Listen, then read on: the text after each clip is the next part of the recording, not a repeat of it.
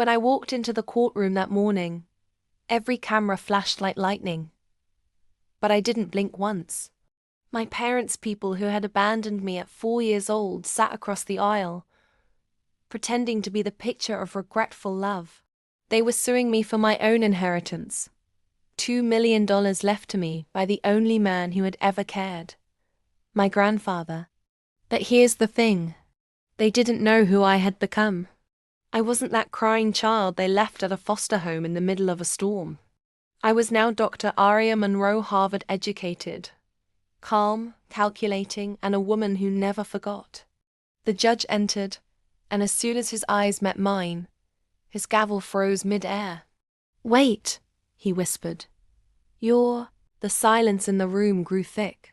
My parents looked confused. Cameras zoomed in. I smiled politely. "Yes, Your Honor. I'm the girl you fostered 22 years ago." The entire courtroom gasped. The judge's hand trembled slightly. He looked down, then back up at my parents with disgust. "You mean to tell me you abandoned this child?" My father's voice cracked. We didn't mean to."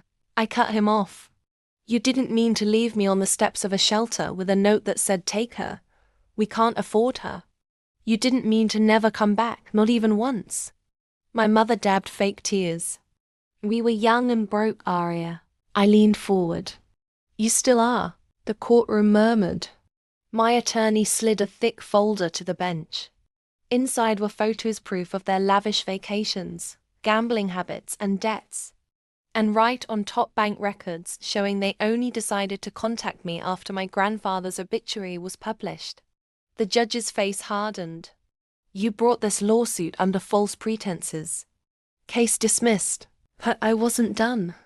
"Your Honor," I said softly, "may I submit one final exhibit?" He nodded. I pulled out a document and handed it to the bailiff. When it reached the judge, his eyebrows lifted. "Is this real?" "Completely," I replied. He read it aloud. "This is a transfer deed. Dr. Monroe has purchased her parents' house through auction last week. It was repossessed for unpaid loans." My parents spun around, their faces pale. "You what?" My father stammered. "Yes," I said, standing tall. "And I'm evicting you. Today." Gasps rippled across the courtroom. My mother screamed, "You can't do this to us." I leaned closer, whispering, "You did worse to me." The bailiff tapped his baton. "Order in the court." But there was no more order left, only poetic justice.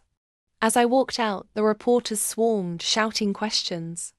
I paused on the courthouse steps, letting the wind play with my hair, and faced the cameras. "When people abandon you," I said, "don't spend your life chasing closure.